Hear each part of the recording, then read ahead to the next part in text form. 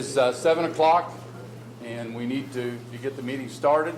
I'm Bob Vidrickson. I'm the chairman of the Saline County Board of Commissioners, and we will handle this as it is a regular commission meeting. We do have a quorum here. I might note that I don't think Commissioner White is here. So at this time, thank you for attending, and I'll turn it over to Jeff Lane, the principal with Trainer HL, our architect, and the meeting is all yours, Jeff. Great, thank you, Commissioner.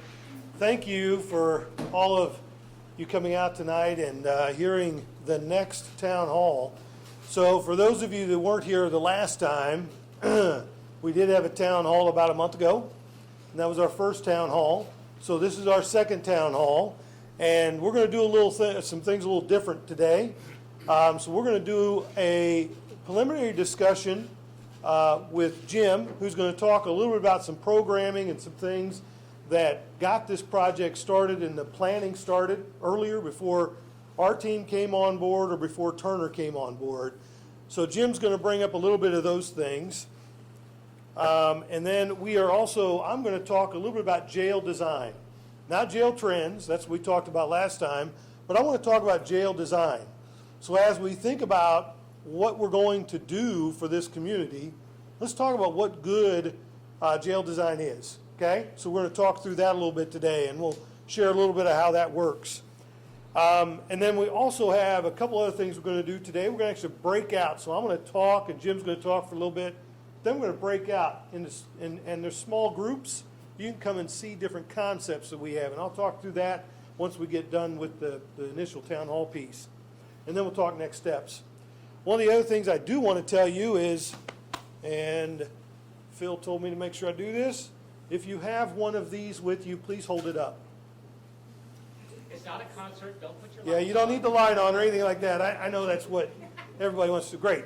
So if you have one of these, you can go on that website right there, www.salina.org and saline.org. Thank you, Phil. 2020 Jail Project.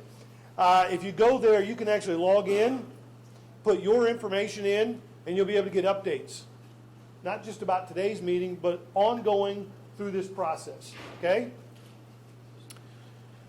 Jim, why don't you come and talk a little bit about programming, and I'll flip through the slides for you. How's that? Alrighty. I want to emphasize what Jeff just said about the website. Some of what I'm going to discuss this evening is on the website in greater detail. I just want to put the project in context as we frame our conversation moving forward with the town halls. Jim, you might tell the audience who you represent and okay, yeah. your name. I know who I am, but maybe you don't know who I am. So let me help inform that, and maybe I'll be able to say the same. I'm Jim Robertson. I'm a criminal justice consultant. I've been providing criminal justice consulting services since 1990. Prior to that, I spent 18 years in county government.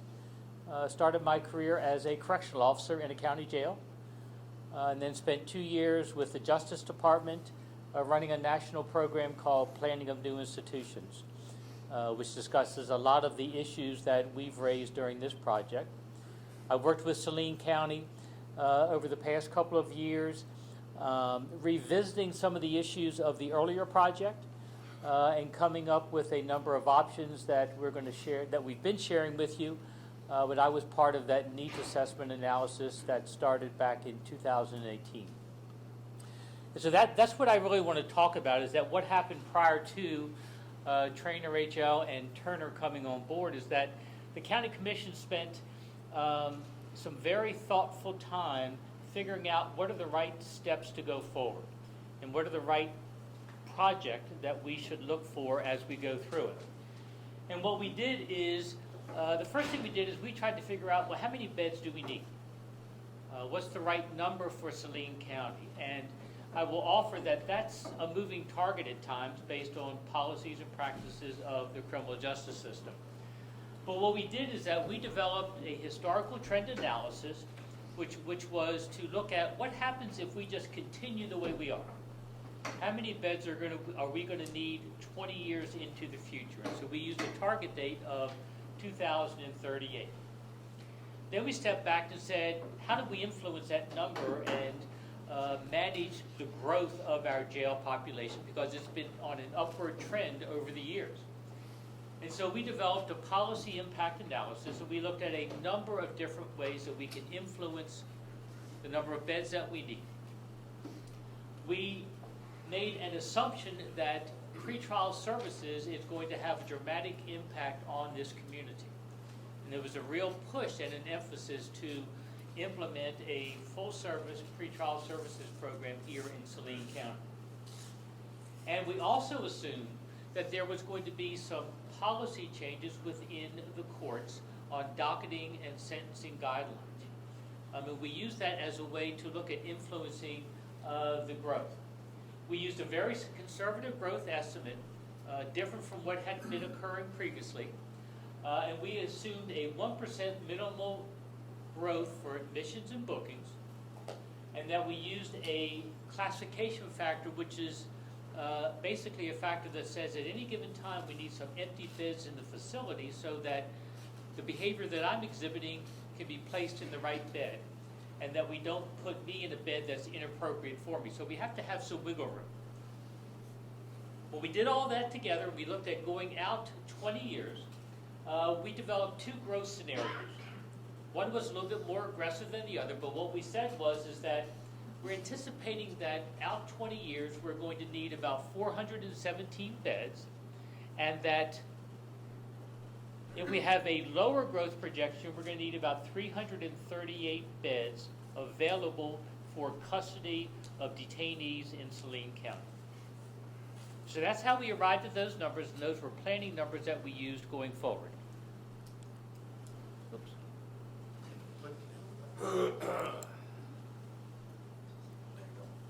Okay. Then we looked at a number of options that was the best way to manage that population going forward. We established what we felt was the best option to meet the long-term goals for the county, which was not just beds, but the right bed. Saline County has significant issues with mental health, substance abuse, inability to provide programs and services. And so we wanted to develop options that responded to those needs. Not just a bed, but the right bed. We wanted to provide options for both of those growth scenarios that I talked about. 417, 338 beds.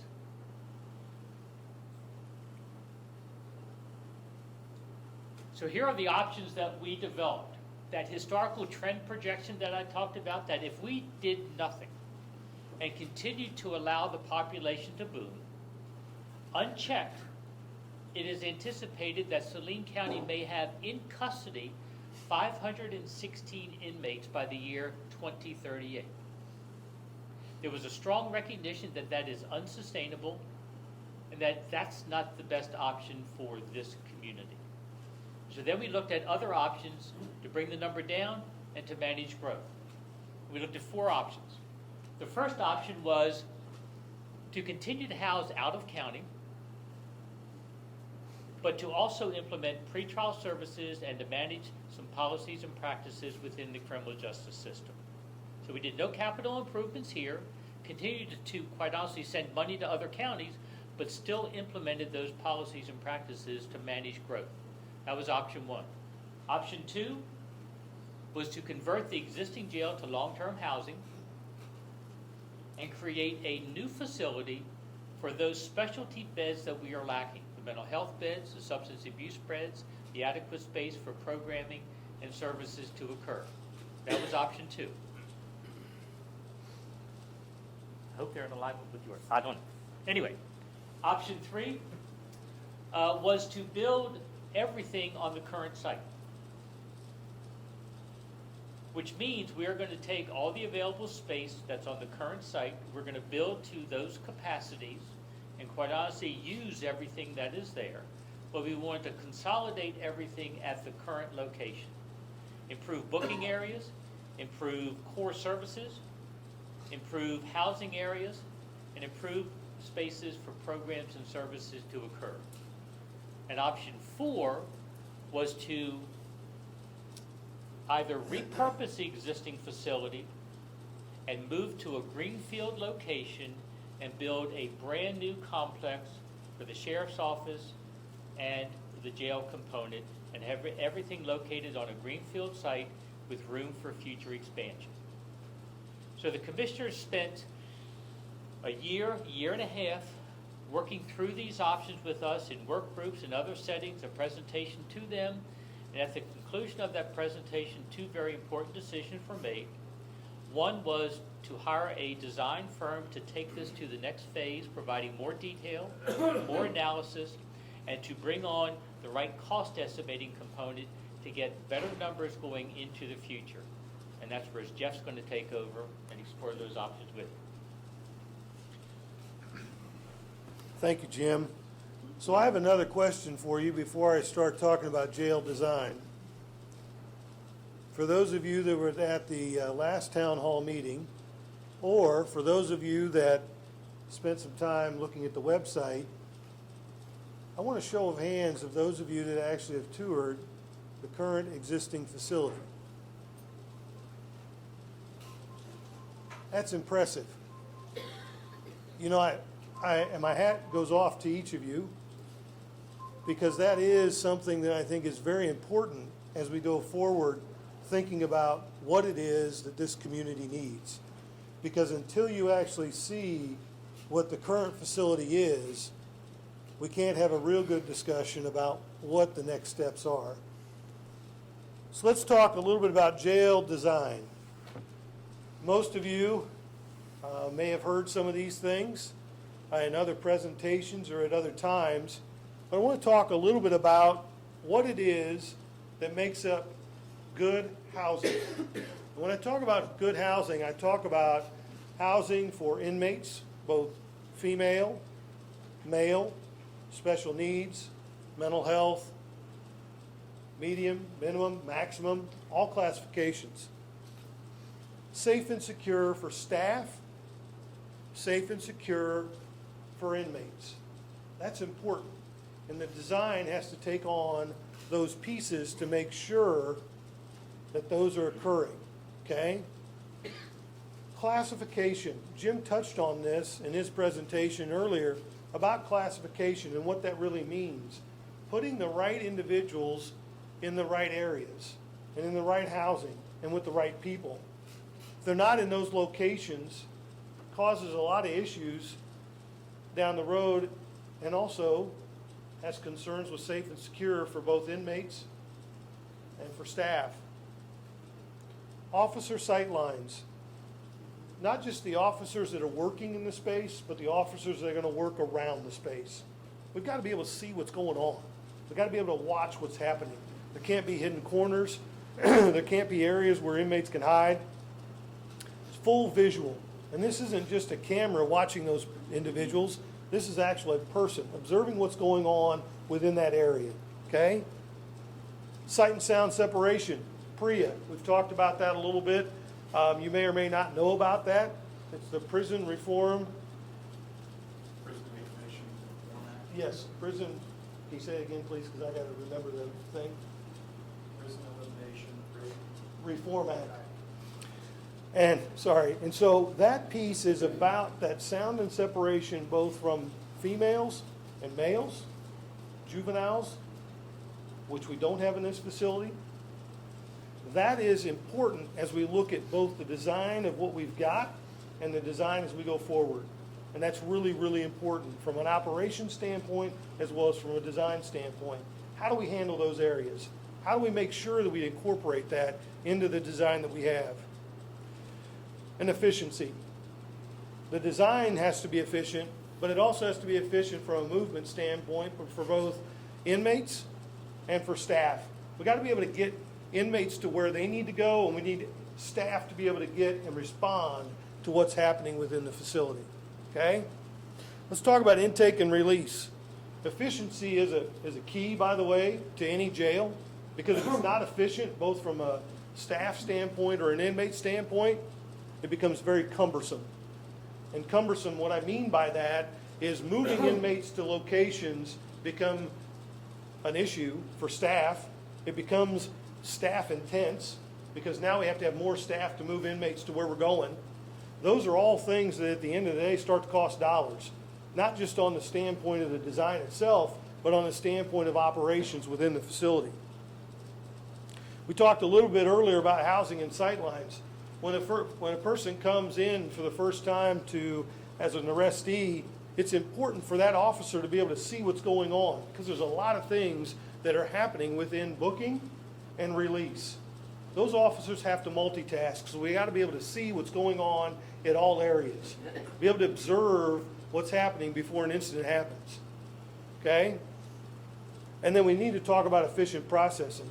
If the process is slowed down, that means the arrestees are sitting longer, get agitated, are not calm, and at the end of the day, are not good people to be around.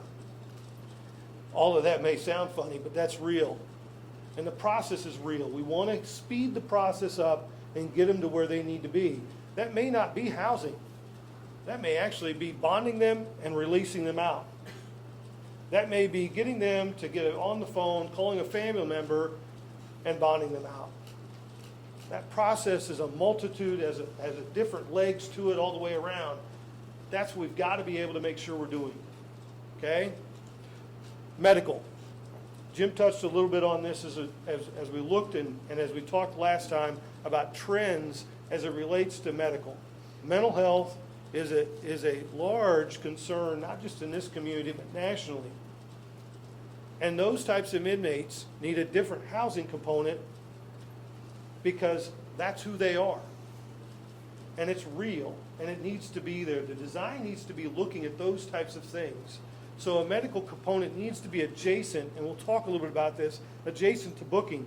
But it also needs to talk about natural light, the ability for programmings, and the ability for medical screening, and clinicians to be there, and nurses to be able to take care of those individuals to get them what they need so that we can bring them down to a calm level and either get them into the general housing area or get them back out on the street where they need to be with their families. Okay, so those are the types of things that we're going to talk a little bit about in jail design today. We talked a little bit about sight lines earlier, and in this image here, what you see is true sight lines. In a housing area, we want to be able to see everything that's going on. Not just in the cell, but what's in the day room, what people are eating, what's happening in that area. Okay? We also, as an officer walks around in a housing area, we've got to be able to see what's going on. As you can see in this diagram here, we show cells that are in a mezzanine area. We can see in those windows as we rove through that area to make sure we understand what's going on if an inmate's in that space. We also have breakout areas and shower areas down on the lower level in this space. But it gives a great deal of sight line to what's going on in the area so officers know and inmates know. So let's talk a little bit about cell housing for a second. I want to talk about this as a housing unit. And so what I'm after here is look at how this is organized. This may not be anything that we do for your community or for this facility. But organizationally, you can see that in pink, that's female, and in blue, that's male. We've separated them. We've got them in their own space. We've created a green area that is an exercise area. We've created a loop for staff that's efficient to allow them to rove around in that space to see what's going on in each of those housing areas. We have a control space for the male and the female that has an officer at that space to be able to observe exactly what's going on in each of those cells. The other thing we've done in this type of a layout is provided program space right off of that area so inmates have the ability to come out of the housing area and go directly into a program space, have an interview, or have time to be able to do things for a GED or what have you. So this is a really, really efficient way to look at it from that perspective. Another type of a housing unit, again, centrally located central control space that allows for that officer to be able to see what's going on. In this condition, we've actually got females and males within the same box, right? But again, sight and sound separated.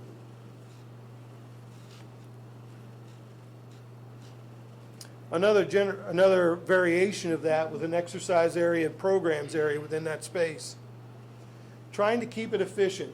The yellow area is the circulation for staff.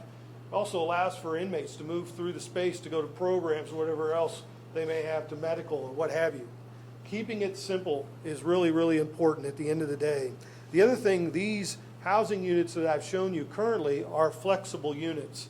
These can be used and they're designed in a fashion that allow for any classification to be in those spaces. So to Jim's point, you can actually have a housing unit that has less numbers in it and move those individuals around into another housing unit because maybe max has grown, maybe minimum's grown, we need to take over another housing area. So it allows for some flexibility within those areas. This is a direct supervision model here, and the only reason I'm showing this one is for the reason of being able to say the one central location here for an officer to be able to see exactly what's going on in that space. So you can see the officer's back is at the exercise area. You can still see in that exercise area, but then can also see all that's going on in the cells and the other areas, programs areas, and other spaces in that space. So it's a really gives great sight lines and observation. And actually, I want to go back to that. The other thing on this one, we actually have a program management unit on the back side. This allows for inmates to actually go out of the space, out of the day room and housing area, and actually go into the programs area.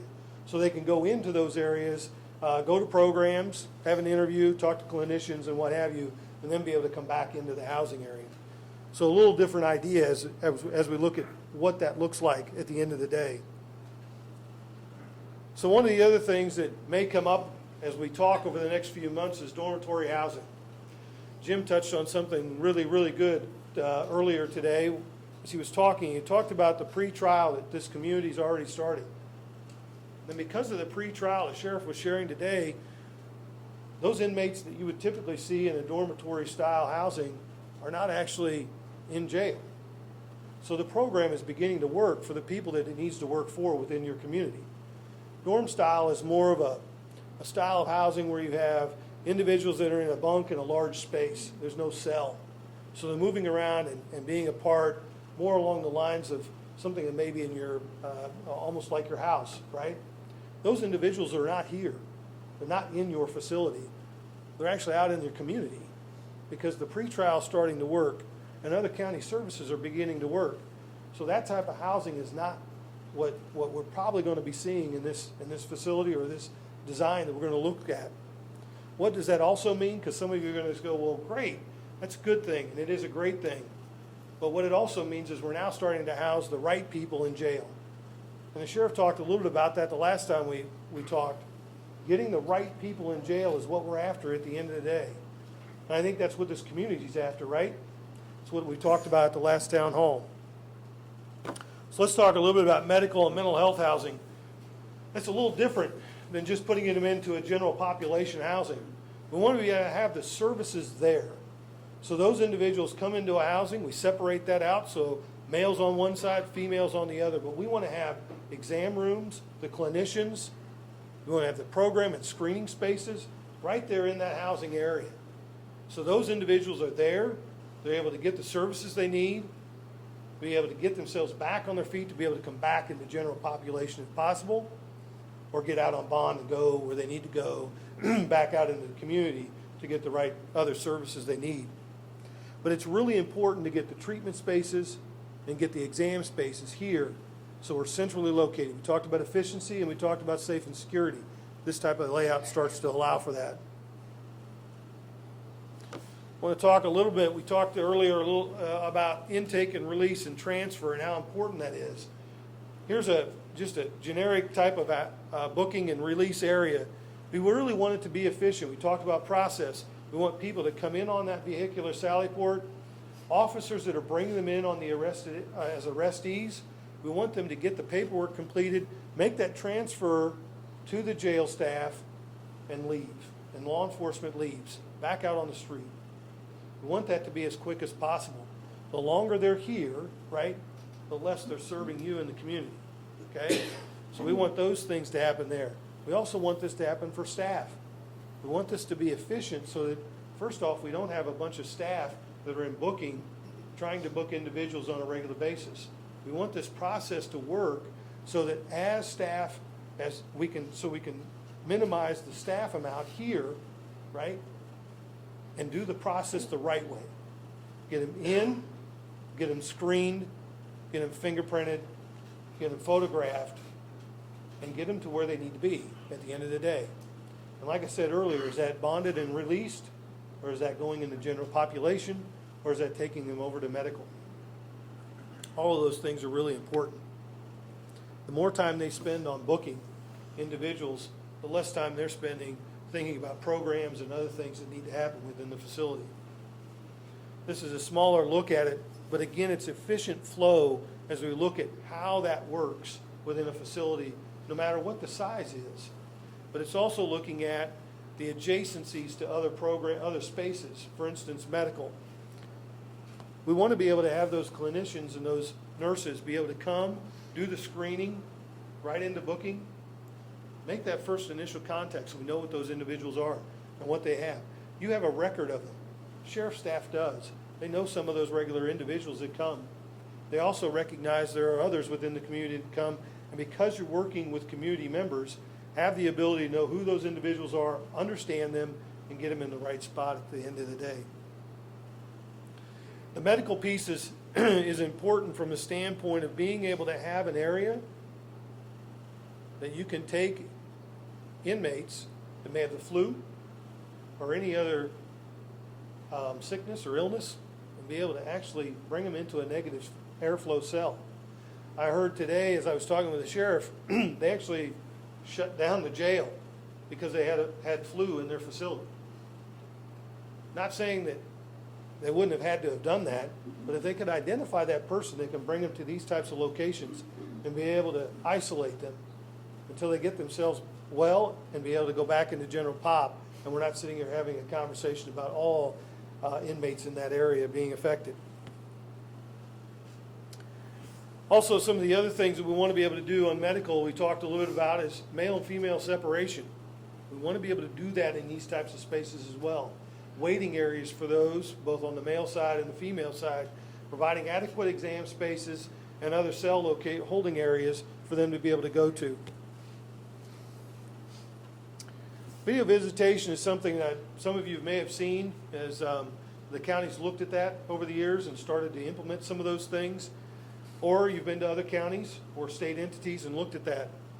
Those are things that we can start to do both from a standpoint of right in the public lobby space as well as in housing. So we've got the inmate in the housing area and either the attorney or family member in the lobby. The other thing that can actually be done with video visitation is actually handled from the standpoint of your own home. So these are actually getting started to where you can have family visits in your own home. We also want to provide some private areas for these to happen so attorneys can come in, have some conversations, again, via video, maybe some video arraignment and first appearance occurring in some of these types of areas as well. We want the operations center, which is where the sheriff and his staff are going to be adjacent to what we're trying to get to from the standpoint of the jail itself. We need those individuals that are going to be operating this facility to have a place they can go to and break out away from the facility, but then to be able to get back into the housing area as efficiently as possible. They need a lunch space. They need a place they can go to, take a break, debrief, think about something else besides what they've just been working and being a part of. That's really, really important because these individuals care about what they're doing, but after a long, hard time of that 2 or 3 hours that they're there, they need to have a time to come and break out. For the jail and the staff, being accessible, right? We want them to be accessible for the public. The sheriff is currently very accessible. For those of you that toured, probably had an opportunity to walk right in that public lobby space and see his office, right into that area, secure area. We want those things to be effective, but we also want them to be able to go and do what they need to do from the patrol and investigation standpoint to do report writing and all those things to happen right there and be able to get back out on the street and serving the community that we're in. So this is your existing site. I've talked enough, and I know some of you have already spent a little bit of time looking over here. This is the interactive portion that we've got today. And I think it's really important to think about, this is your existing building, this is your existing site. We've got 3 concept ideas. What I mean by concept ideas are ideas that, diagrams, things that we've thought about, things that the sheriff and staff have thought about. But we need your ideas. We need you to have the opportunity to put pen to paper. So one of the things that I challenged the stakeholder team and the sheriff's staff is to put pen to paper. You want to know something? There's a young staff member that put some doggone pen to paper. She's done it twice. And the thing is it's made it better.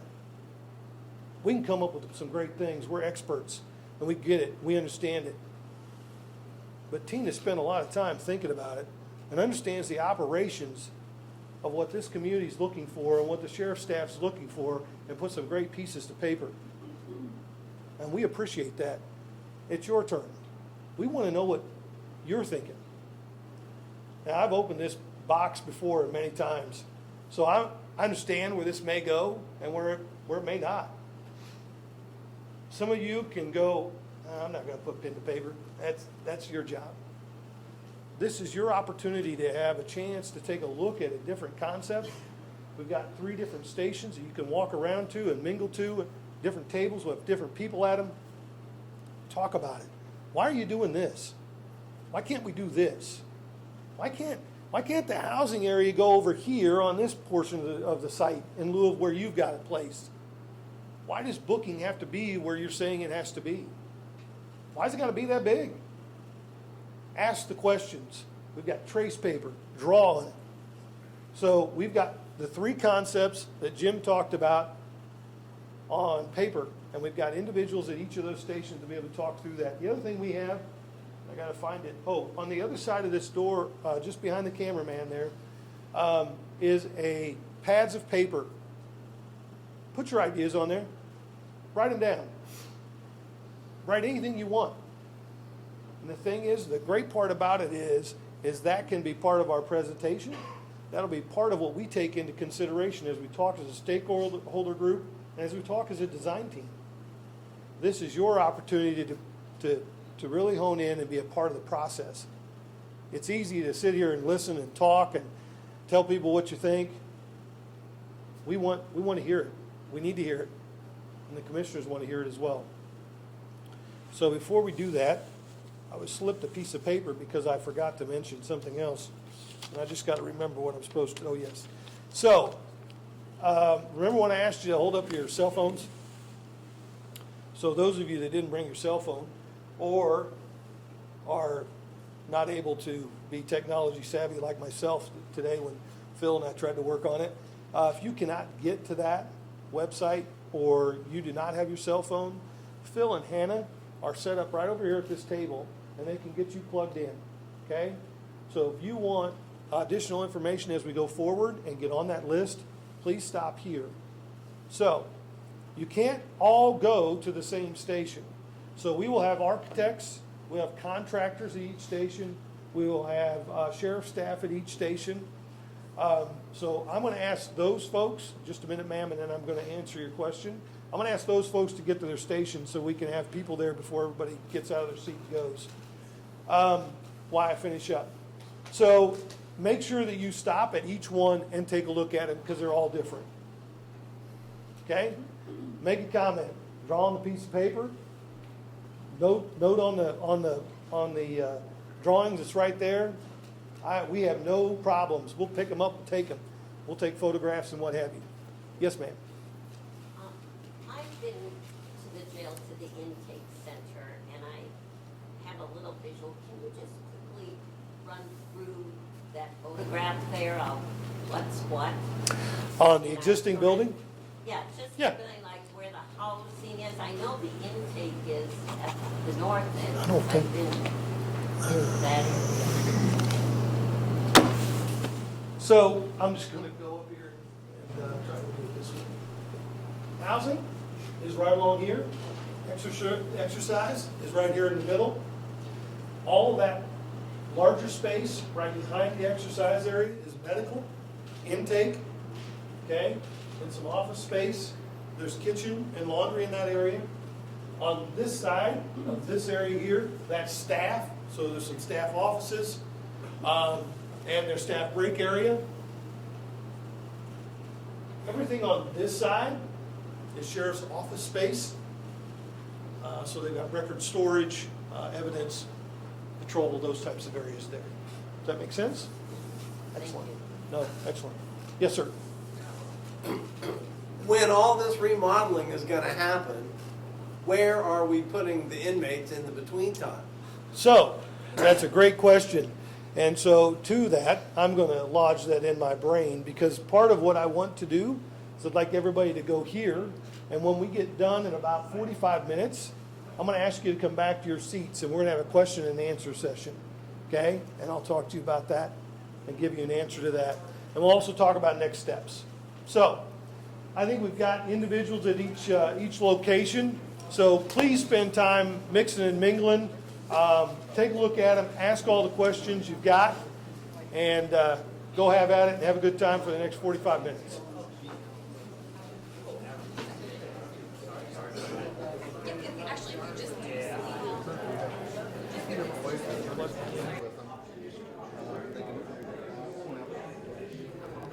This would be the library. Basically, there's an office right over here next to the library. They can meet one-on-one, face-to-face. And then the hallway down there, the attorneys come in through the office and the inmates are taking rooms. It's glass, telephone, which is by far the safest way to do it. And what about the video meetings with the lawyers? Where would they take place?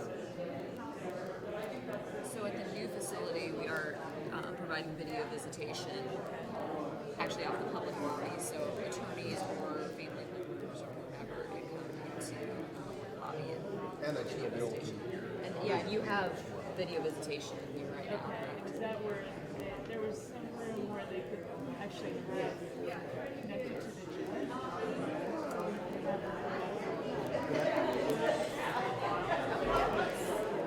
It was here, right here. That's where it is now. The vehicles are properly protected from the public. That would be Inmates are nice leaving. because might have so many ordinances from the Right. Yeah, you should have your own parking area that's secure, especially staff. nice. Dang, yeah. But you just can't accomplish on this side. It's very hard to do that. That'd be cool if we had a gated parking lot. It's meal time. Kitchen's here. Get the student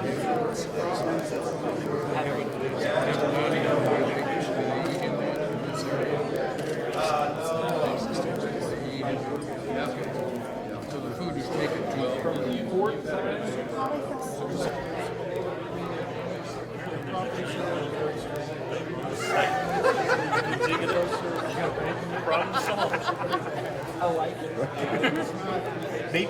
Maybe I should let you guys dig it up because you're found it.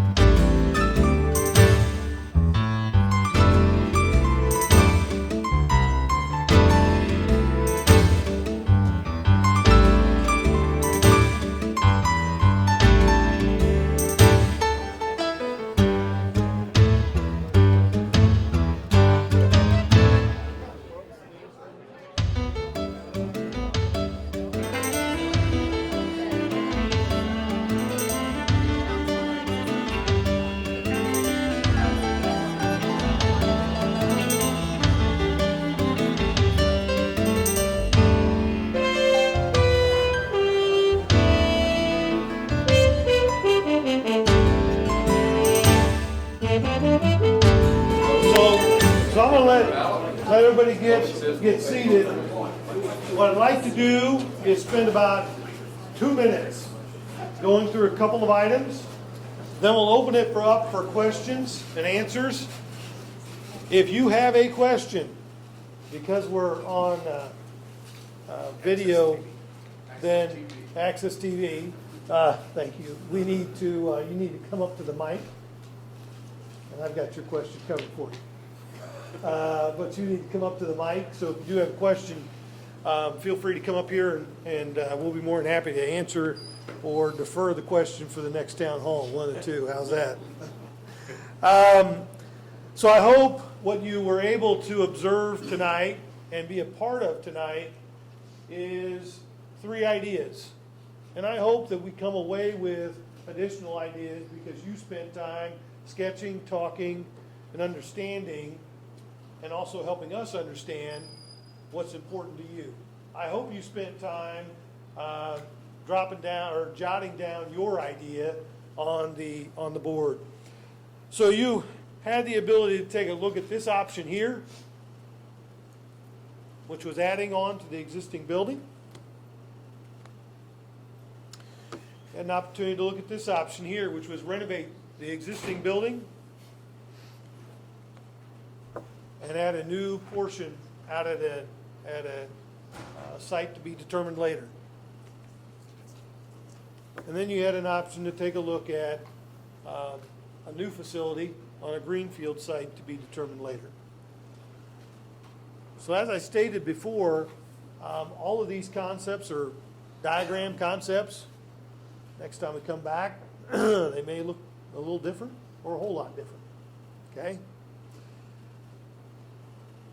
So I want to go through a couple of things before we wrap up to the question area or question time. And these are items I'm going to run through rather quickly.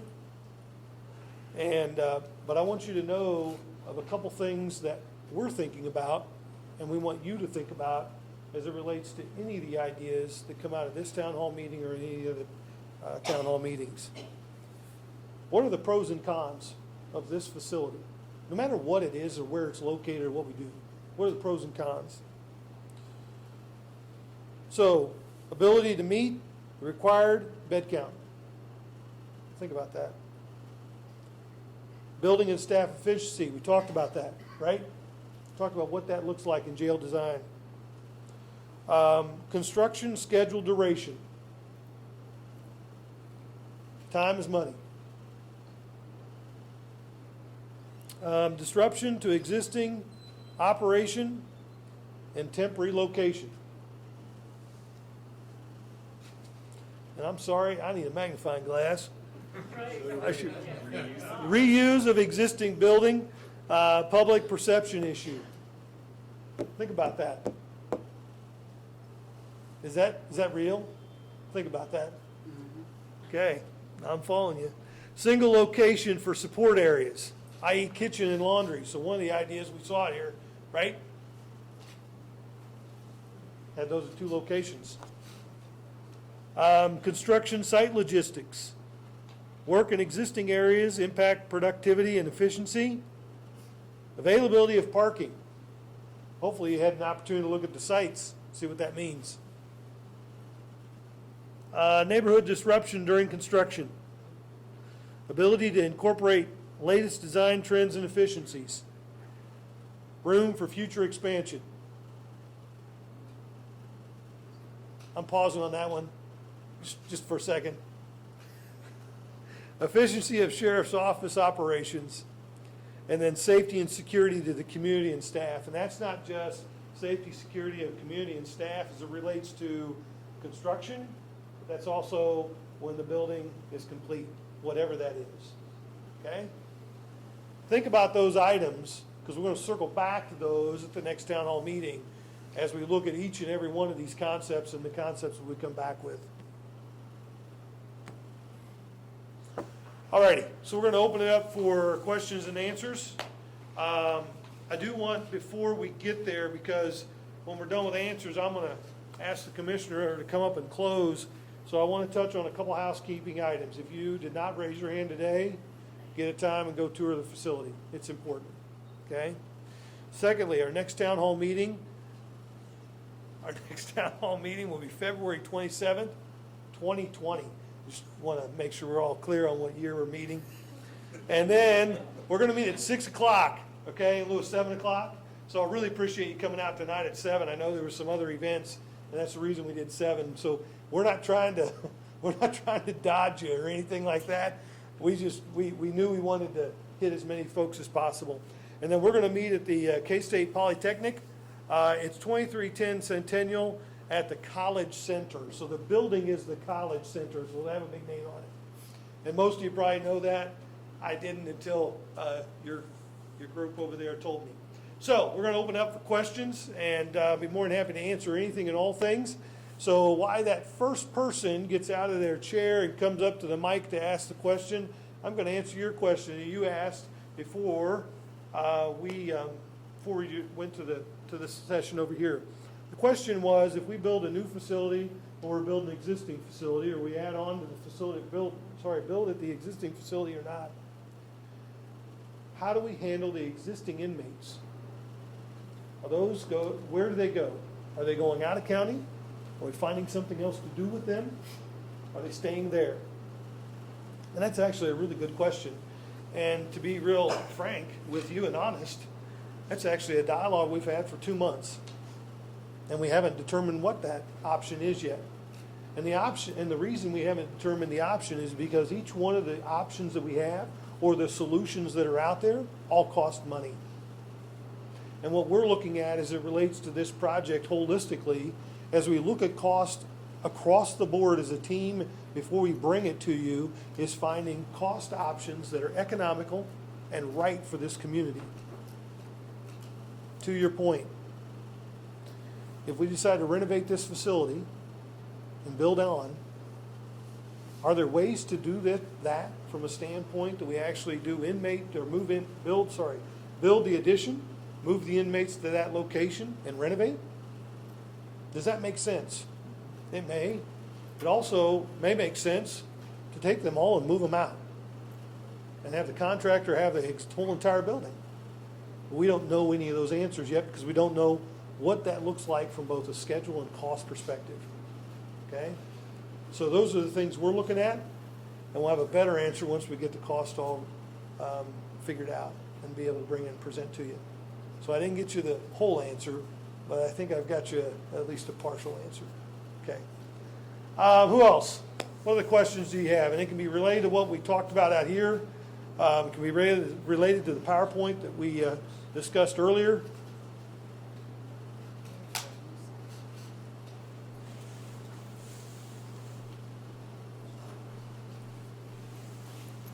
Right here. Yes, sir.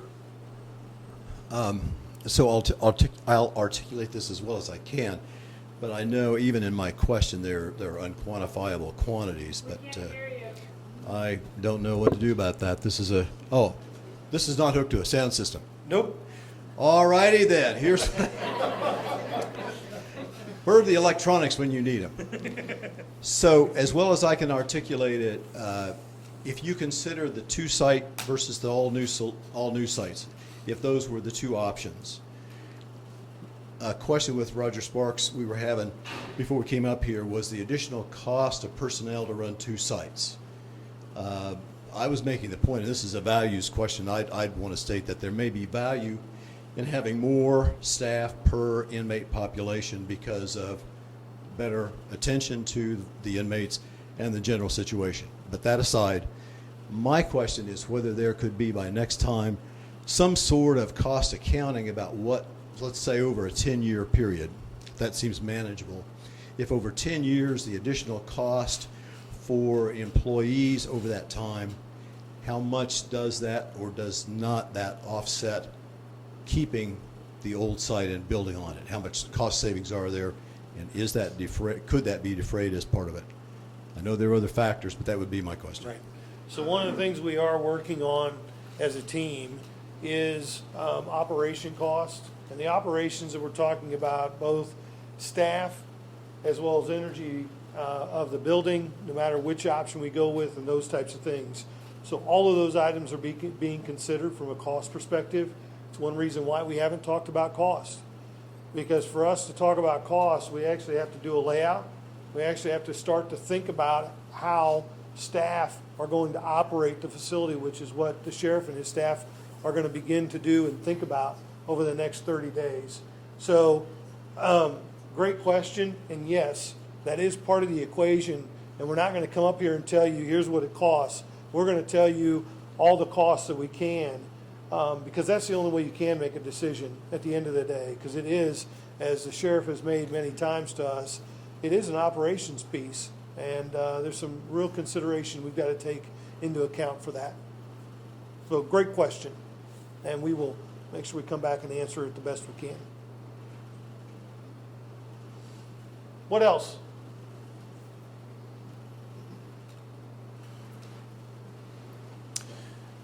Well, I am going, oh, okay. I didn't get a slip of paper so I could remind myself. You're fine. When would we have numbers for the cost of a site outside of the city? It seems to me the sprawl and the infrastructure, some of those costs are going to be pretty expensive. Acquisition of land, because how big a footprint do you, or I know the footprint, but how big a area do you need to buy? Right. All those things we're evaluating, taking a look at.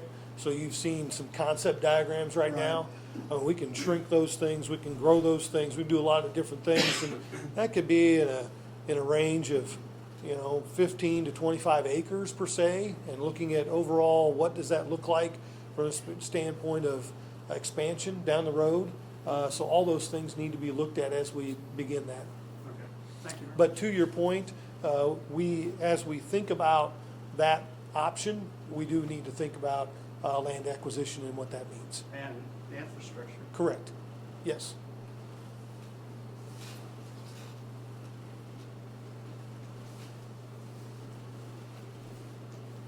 This may be a question for commissioners rather than you, I don't know. But I'm really excited about the possibility of more space for more programming. My question with that is, as we have more space for more programming, will there be adequate money to recruit staff to run those programs? I know a lot of the programs are done volunteer based, and that's wonderful, but that may not always be possible. So a big question is funding for additional programming, and would it be wise to look at adding that kind of cost into whatever option is decided? Good question. I'll respond to that briefly. Last week I attended the local government day at which Governor Kelly spoke, and those are the very things that she is proposing in some of her budget this year is to take care of those types of things, get some of the pressure off of the local communities for mental health. Medicaid expansion is a big deal with her, and if that goes through, then what she wants to do is take away, right now, Saline County is responsible for any health care costs that go through the jail. She wants to alleviate that away from the local communities and return that back to the state and the federal government. And so that would be a great help to us if those things go through. Of course, that's her dream or her plan to have that happen. Whether it does or not, is anybody's guess. So. But if not, then what? Good question. We don't have the answer to that just yet. So.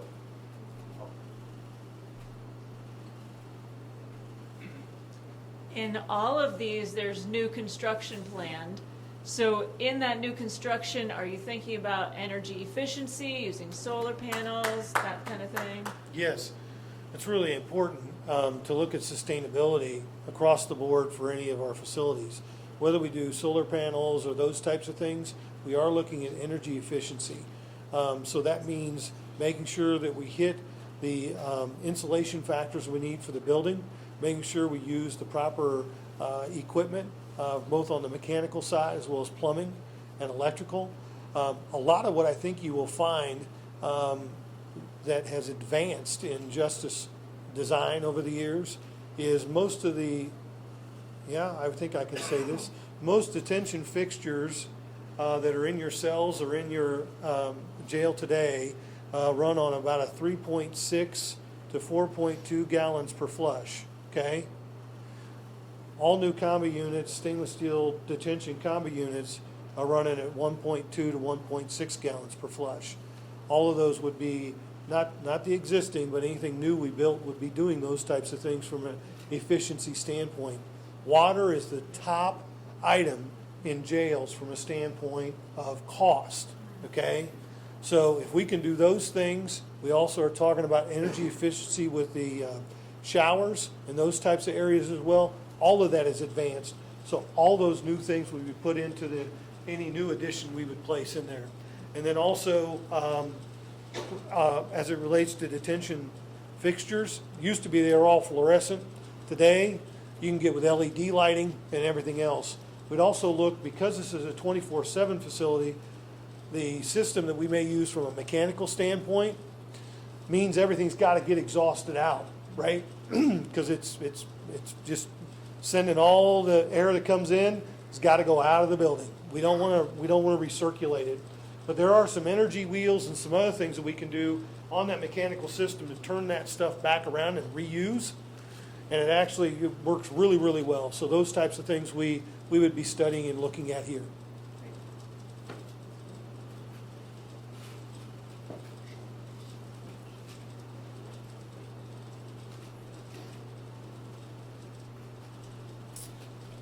My question is maybe more of a comment, but from the first town meeting we had, and then looking at the concepts that we now have, it's pretty clear that what we need to do is build a new jail on new green space if we can find it. And given that, one of the major costs that we've incurred over the last, I don't know, I'd have to ask the sheriff, but I think it's 10 years or something, is housing, taking our people and how, okay, so we have a resource, we have a commodity right now, which is a jail that's functional. And if we build a new jail, why couldn't we turn the tables a little bit and become a housing unit for other counties and make that money ourselves to maybe defer the cost of operations and maybe then to make a little more money for the project down the road anyway. That's just kind of what I'm thinking. I don't think you want me to get on that soapbox, but I understand exactly what you're after, which is there a way, if we build a new facility on a greenfield site, to reuse the existing building? And is that existing building creating some kind of revenue for the county or not? I will share with you that just looking at studies that we've seen over the years where counties have tried to use beds to generate revenue, it hasn't worked. And it's not a good way to think about it. Is there a way to use that current facility? I think there are options out there, and we're continuing to explore those as a team. So we may be able to come back in one of the other town halls to have a better discussion about that. But as an architect and as a professional, I would tell you that I'd strongly recommend that you don't try to create revenue on your existing facility from a bed standpoint. It's not worked over the years. And I mean it. There's a few counties, and I'm not going to name them, but there's a few counties here in Kansas that have tried doing that, and they're actually empty at this point, and they're continuing to spend money on their facility that they built new. So I'll just leave it at that.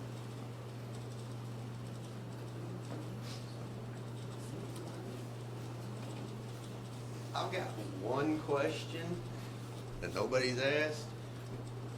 The sheriff deals with this. What does he want? I mean, if he wants a new site, give him a new site. I'm gonna go home to bed at night, and I'm not gonna worry about it. Most of us are.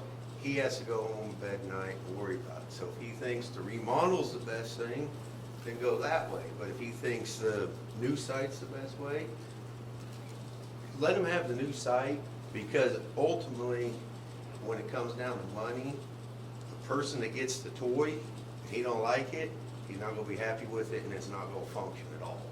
So we need to let the police department, the sheriff's department do what they think is right. Because we're the ones that elected them. We put them there. So ultimately, it's their responsibility. I can't tell them what to do and what not to do. I put my faith in them. So that's what I have to say on it. Well, he's right there, ask him. No, I'm not gonna put him on the spot. You already did. You already did. I will.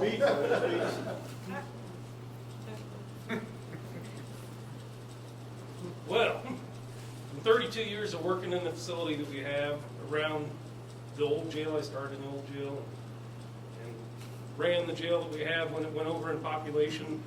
And we're 10 years in now to having more inmates than I've got beds. So I want a solution to the bed space. I want a solution to do something for the people with mental health issues and medical issues. But we just need a good approach. And I think that my personal thought is, and it has to be a decision the community makes, not the sheriff. I agree. So it's not my decision to make, but the site that we're sitting on, if we do expand on that site, there's no place to park. So we're gonna have to solve that problem. And then what happens if society doesn't change the way things go and drug use keeps going the way it's going? Where do we go from there? To me, it's smarter to put us on a site that there's at least some room for the future without taking people's homes. And it's just moving forward. That would be my choice. But I don't get to make that choice. Ultimately, the choice is going to be made by input from all you folks, giving it to the commissioners, and they get to make the decision to even put it on a ballot. So it's going to come from everybody in this room. If I had my choice, it'd be on a green site.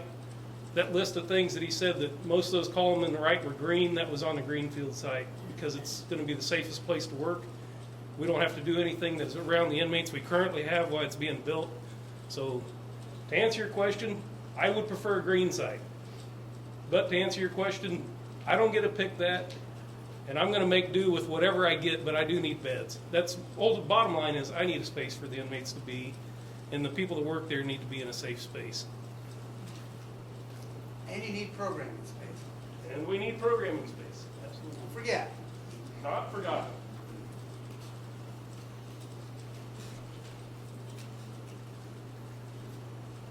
You made me think again. One more thing I would encourage. Yes, I agree. Take a tour of the jail. Wow. It was hard to be there. The other part is I did go down and tour the new facility in Hutchinson. So impressive. And they're treating those inmates as human beings. They do not house anyone out anymore, as I understand it. They paid off their debt from doing that. They have a program director that is accountable to make these programs happen, and their recidivism rate has gone down since they've gotten their new facility. It's quite impressive. And yes, it's a big bite in the big initially, in terms of tax money and such. But over time, I think, a facility will save as long as there's adequate space to treat the people in jail as human beings with wounded souls that need help to recover.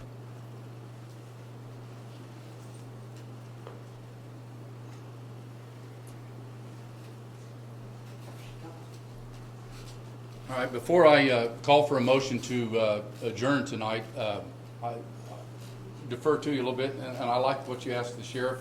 I liked his response, but ultimately we want to, the voters are going to be the ones to decide. The ball will be in the voters' court. They'll say, yeah, we're going to do it. We're going to spend the money. We're going to go for a sales tax to pay for this, or no, we're not. And there's a, you're going to, well, we're going to have to adjourn the meeting, so I really didn't mean to interfere, but this is procedure, and you're supposed to be on camera. When I go to the jail options, Jeff, the chart you had up, I think, yes. I click on that and I don't get, it doesn't take me anywhere. Do you know if that's active? Yeah, just come over here and see us out. All right, but it will be active. It is. Got it. We'll fix that. That's good. All right, before I then adjourn the meeting, is there anybody else who wishes to speak? There's one number that I want to impress you with, and it's called 3,000. Right now, it's about $3,000 a day that we use to house people out of the county. That doesn't count the 3 or 4 officers or 2 officers in the vans that take them there unsafely in some cases. You know, when you just don't know what's going to happen out on the highway with the inmates and one sheriff's officer in a van. So $3,000 is about what we're spending a day, 7 days a week, 365. That's what it's costing us. And as the numbers that are incarcerated go up, that number rises. It's been as high as, you know, more than $3,500, close to $4,000 a day within the last year. So that's where it's at. I would take a motion for adjournment. So moved. Is there a second? Second. Okay, it's been moved and seconded. All the commissioners that are in favor say aye. Aye. Aye. Opposed? We are adjourned. Thank you.